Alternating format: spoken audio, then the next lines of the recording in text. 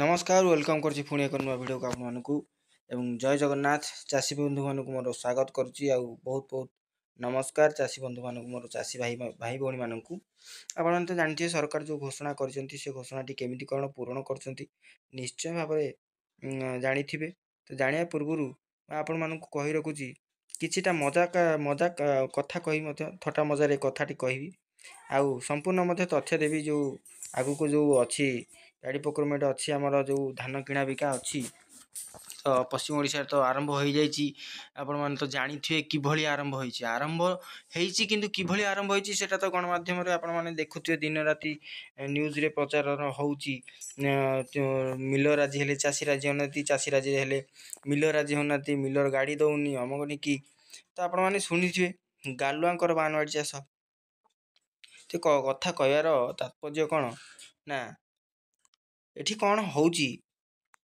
ना गोटे भूल गोटे कथाटी पार्टी बाहर जाइथिला भूल से कथाटी बाहर जाइछि आउ ता जेमती दिबार माने स्वप्नटी जेमती सत होइगला हठात हठात स्वप्न सत होइगला कौन करा जे बाट किछ नै उपाय किछ नै जेहेतु कहि देइचंती 3100 टका दबु एबे कहउचंती ठन ठन धन धन ठन ठन धान नबु ठन ठन टंका दबु आगुरु कोन चाषी माने आपण माने कोन धान दउ नथिले से धान पुणी एफएक्यू रे जाउ नथिला कटनी छटनी सेटा मिलर को ऊपर थाए मिलर माने कटनी छटनी करंतु मिलर मानकर दायित्व से मान तांकर कोन करिकि केमिति नियंती तो से कटनी छटनी जो बाट मारणा थाए तो जेतेले कटनी छटनी बंद हो जाइछि तो सरकार को कान को जाइछि जे एटा कटनी छटनी थिला आगुरु कोन कटनी छटनी चालु नथिला सब किछि चालु थिला किंतु जेहेतु से टंकाटा एते देबे एफएक्यू मान जदि एफएक्यू रो मान कहउचंती तले हार्वेस्टर मशीन बंद कर दियंतु मेसीन का हाथ कटा मेसीन को करंतु बैन करंतु जो मेसीन काटुचंदी आपण जाय बिले बुलिक आपण देखुचन ना मेसीन काटुची से मेसीन कटा मेसीन बंद कर दियंतु आपण मान तो लोक को गवर्नमेंट लोक को सुस्तिया करे देले ए मेसीन नियो से मेसीन नियो ए मेसीन द्वारा सेटा हबो से मेसीन द्वारा सेटा हबो भलो उन्नत मानर हमर मेसीन आसी नियो धान कटा हबो तो लोक नेले सुस्तिया हो गले काठी गुटा बाजिया को लोकंकर आउ टाइम कहीं जे आपण मानकु भलो भलो धान देबे चिकन धान देबे चाषी भाई माने केबे कहिबे कि निज धानटा खराब हेली आपण माने जदि चाषी भाई देखुथिबे निश्चय भाव कहबे केबे हेले कहबेनी कोनोसी चाषी केबे हेले कहबेनी मो धानटी खराब हेली आउ जो रहिला एफएक्यू मान ठीक अच्छे जड़े 50 जड़े 20 क्विंटाल दब सी एफएक्यू मान हाथ बाड़ी की नहीं आसो जी 100 क्विंटाल धान कर 10 एकर 20 एकर चाष कर चाषी चाषी जार जीविका जी चाष कले वर्ष वर्ष धरी चाष करी सी वर्ष सारा तार गुजराण मेटाऊँगी से मैंने जानते आप ओडिशा हूँ एक कृषि प्रधान राज्य धान चाष हो तार मुख्य चाष गोटे फसल से गोटे फसल हो तार रबी फसल नहीं खरीफ फसल तार मुख्य फसल जेहेतु आपण मैंने जानते जे धान फसल भल हो किंबा मंद हो सरकार आमठू उचित मूल्य रे नेबे बेली से आशा रखी था तो बर्तमान कहीं एते पाला आड़ को जाऊँगी जे इनपुट सब्सिडी कहीं इनपुट सब्सिडी तो धान गोटा लोक बिकिब ताको तो सांगे सांगे इनपुट सब्सिडी दिया जे से खराब हो भल हो धान बिक्री हैला माने 3100 टंका मिलियो तो खराब धानटा को नेबे 2300 टंकार जदि भल धान थी 3100 टका तो भल खराब चलो आइला कौट से जो 2300 नेबे सेटा कौन एफएक्यू नुहे कि सेटा से 17% गले ही एफएक्यू होउची ना नहीं ना 17% रु अधिका आपण माने एफएक्यू नहीं जाउछंती 17% तो अधिका है आपण माने नेबेन ना तो सेटा एफएक्यू हैला कि नहीं कहतु जदि 17% मॉइस्चर पूर्वरु नौचंती तो सेटा निश्चय भाव में एफएक्यू हैला जदि एफएक्यू हैला तो आपण माने 2300 काहे देबे इनपुट सब्सिडी काहे न देबे एटा हूँ मुद्दा कथा तो आपण मैंने निश्चय भाव में जानिथिबे जे सरकार घोषणा कर जो मानकर एफएक्यू मान धान अच्छी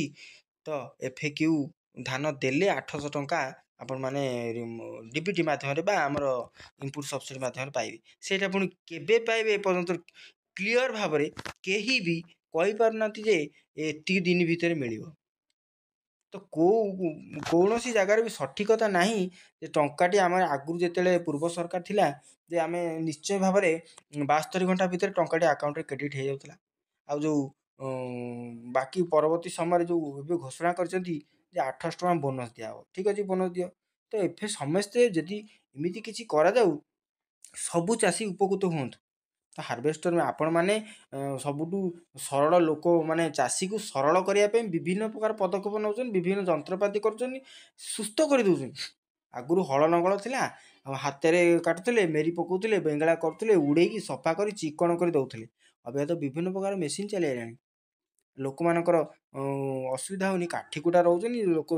ସେଇ ଜିନିଷଟା ଯଦି 5 ବର୍ଷ ପୂର୍ବରୁ ହେଇଥିଲା, ଯେ ଲୋକ ଏମିତି ବି ନାହିଁ ଯେ ଏମିତି ବି ନାହିଁ କିଛି ଧାନ ଅଛି ମେସିନ୍ କାଟିଲା ପରେ ସେଥିରୁ ଚାଉଳ ବାହାରି ଯାଉଛି, ଅଗାଡ଼ି କଣ୍ଠା ରହୁଛି। ସେଇଟାକୁ ହଁ ଲୋକମାନେ ଯେଉଁମାନେ ଅତ୍ୟଧିକ ଝାବଡ଼ା ହେଇଥିବ ସେମାନେ ଲୋକ କରିବେନି। କିନ୍ତୁ ଯେଉଁମାନେ 50 ଆମର 10 ଏକର 15 ଏକର କରିଛନ୍ତି, ସେମାନେ କ'ଣ କରିବେ? ଇନପୁଟ୍ ସବସିଡ଼ି ପାଇବେ କେମିତି? ଯଦି ଇନପୁଟ୍ ସବସିଡ଼ି ପାଇବେ, କେବେ ପାଇବେ, କେମିତି ପାଇବେ, ଆକାଉଣ୍ଟକୁ ଆସୁଛି କି ନାହିଁ, ତା'ର ସଠିକତା ଏପର୍ଯ୍ୟନ୍ତ ସରକାର କ୍ଲିଅର୍ କରିପାରୁନାହାନ୍ତି। ଆଉ ମିଲର ମାନେ ମନମାନି କରୁଛନ୍ତି। ମିଲର ମାନେ ଯେଉଁ ଆପଣମାନେ କହିଥିଲେ ମିଲର ମାନେ ଏଥର ଧାନ କିଣିବେନି। ଧାନ ତାହେଲେ କିଏ କିଣିବ? ଧାନ କେଉଁ ଲୋକ ଆସି ନେବ? କାହା ଗାଡ଼ି ନେବ? କିଛି ତ ଏପର୍ଯ୍ୟନ୍ତ ସଠିକତା ହେଇନି। ପଶ୍ଚିମ ଓଡ଼ିଶା ଦେଖୁଥିବେ ଆପଣମାନେ, ବିଭିନ୍ନ ଜାଗାରେ ମଣ୍ଡି ଖୋଲିଲାଣି, କିନ୍ତୁ ଧାନ ଗଦା ହେଇଛି। ଏମିତି ମାର୍କେଟ ୟାର୍ଡ଼ରେ ଧାନ ଗୁଡ଼ିକ ଗଦା ହେଇଛି, ଆପଣମାନେ ଦେଖିଲେ ମୁଣ୍ଡରେ ହାତ ଦେବ, କାନ୍ଦି ପକାଇ ମଧ୍ୟ। ଯେଉଁ ଗତ ବର୍ଷାଟି ଆଉ ଏବେ ଯେଉଁ ବର୍ଷା ଗଲା, ଧାନ ଗୁଡ଼ିକ ଏତେ ପରିମାଣରେ ଓଦା ହେଇଛି ଯେ ସେଠି ଆକ୍ଚୁଆଲି ସେଠି କାହାର ଦୋଷ କିଛି ଜଣାପଡ଼ୁନି। ଏତେ ଧାନ ପଶ୍ଚିମ ଓଡ଼ିଶା ଯାହା କହନ୍ତି ଓଡ଼ିଶାର ଭାତ ହାଣ୍ଡି ସେଇଟାକୁ କୁହାଯାଏ।